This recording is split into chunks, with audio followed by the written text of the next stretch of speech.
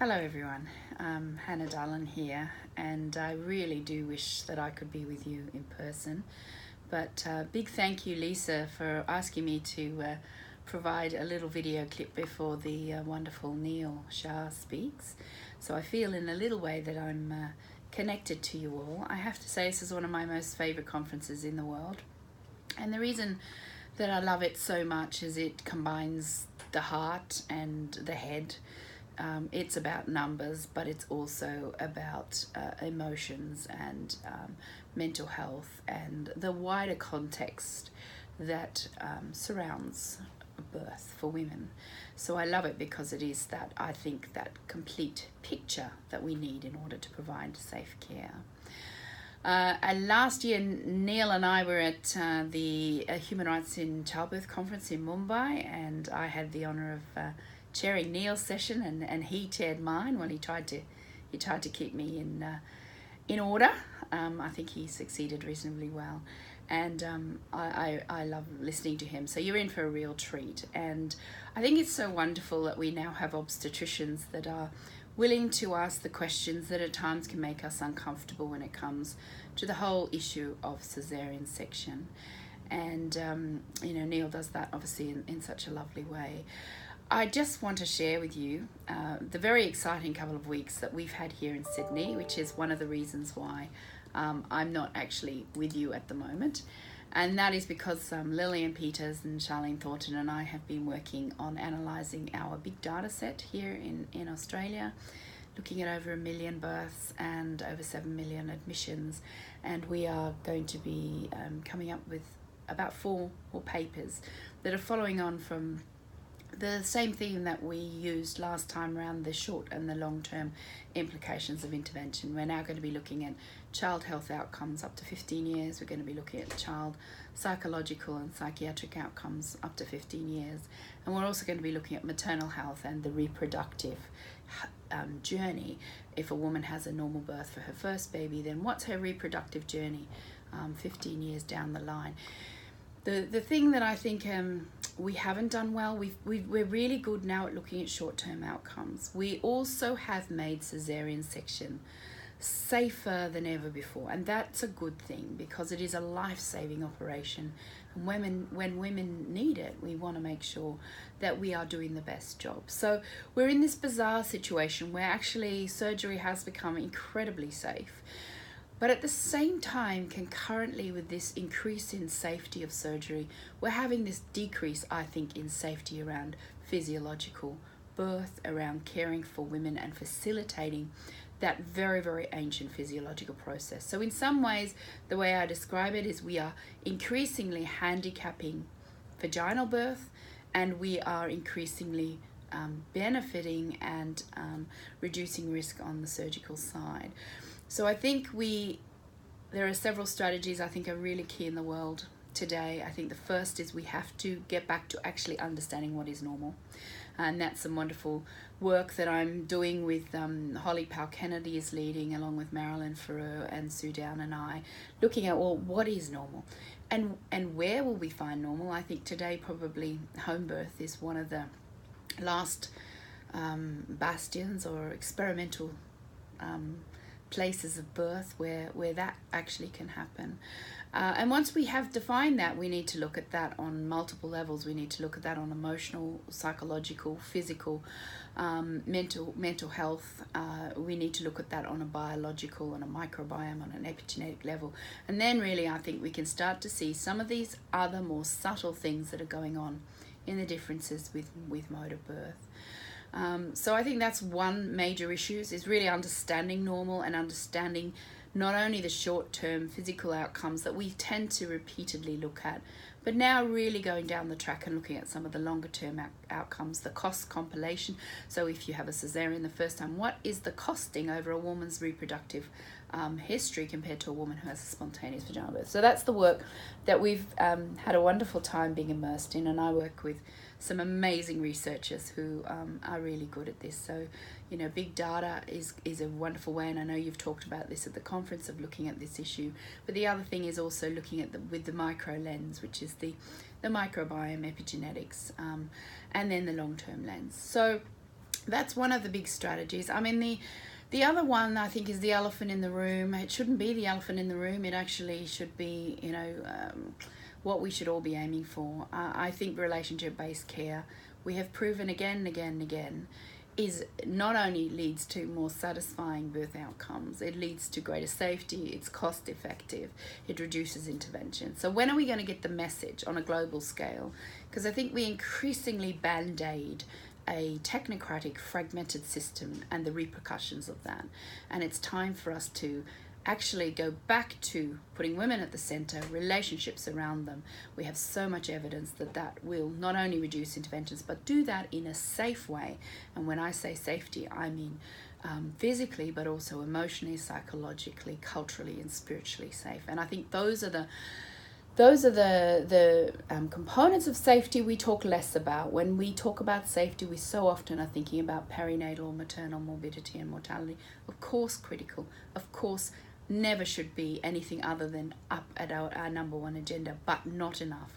A lot of our research now looking at the long-term implications of birth trauma, not only on the mother, on her mental health and her well-being, but also the implications now we're starting to see in children. So we cannot talk about safety unless we encompass the full definition, the full gamut of what humans know is safe and what defines us really as a human race. So I think relationship-based care is really a very critical area. And then I guess for me, the final area to remove us from the kind of research ahead is how do we communicate with, I think, a disempowered and frightened population of women and partners. We have inherited and passed on birth trauma through the generations, and now we have, sadly as health professionals, sold to women that birth is dangerous, and they have bought it, and they have bought it holus bolus. So how do we change this discourse? How do we return the faith, the trust? How do we have a sensible, balanced trust around birth to make it happen? And I come back to relationship-based care. I think that is the critical way. In my own group practice, another reason I'm not at the Normal Birth Conference is that I've got babies due to be born.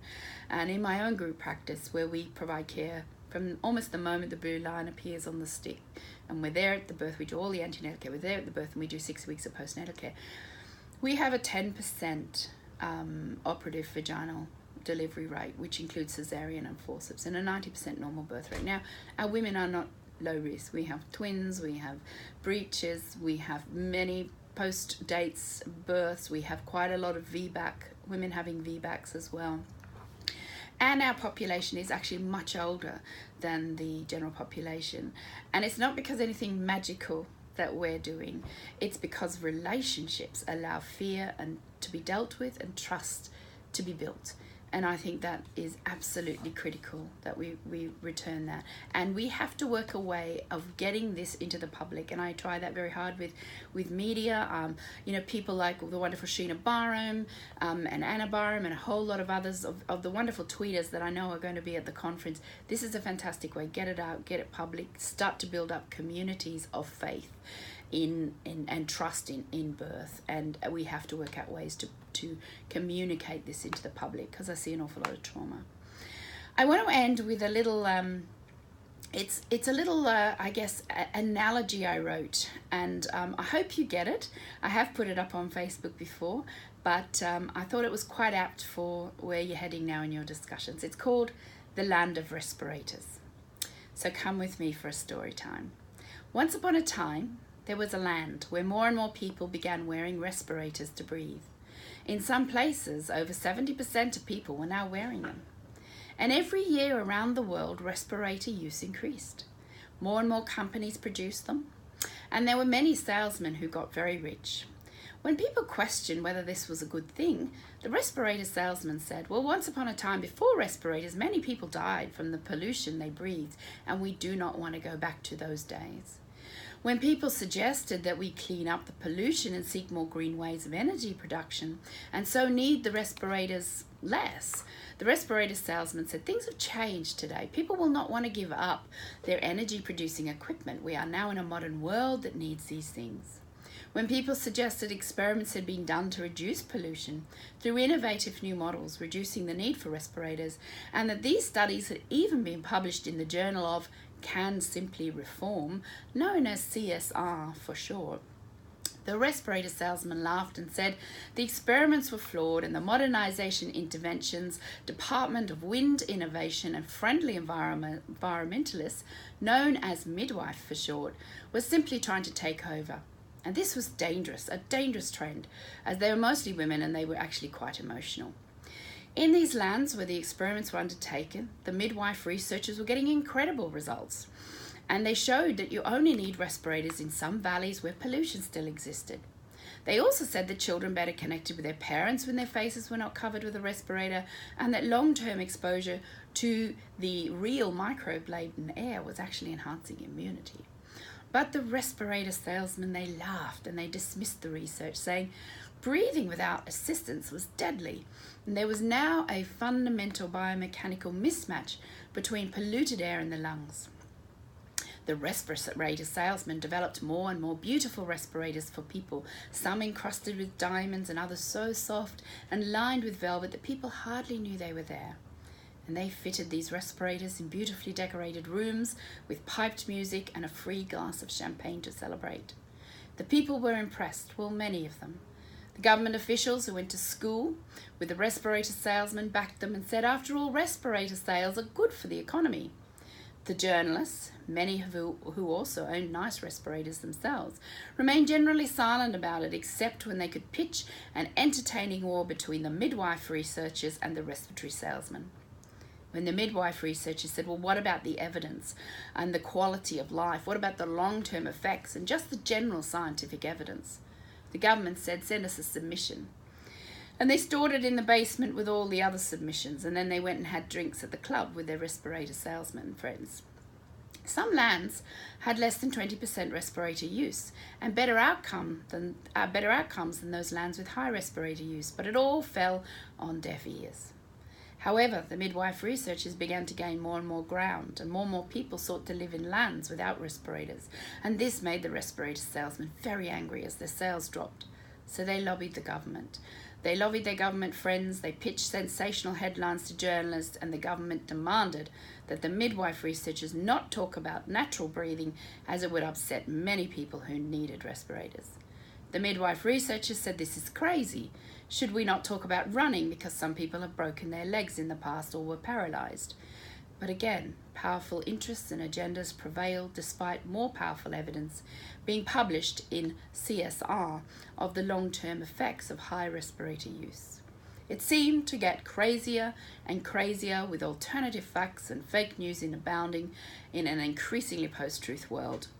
Until one day, the people rose up and said, #enough. I really hope you have a fantastic conference. I miss you all. I wish I was there. But you are a group of the most brilliant minds, but also the most brilliant emotional people, the most brilliantly kind people, the most wonderfully human people that I know. And I think together we can make this world a better place, so we get the balance right when it comes to things like the way that women have their babies and the way that babies are born. So I'm just got behind me here this beautiful painting that my daughter painted for me a couple of years ago, and it's called This Is What We Fight For, and it sits in my office, and this is what we fight for. And all power to you, and have a fabulous conference, and I'll see you next year at the normal Labour and Birth Conference. Okay, goodbye everyone.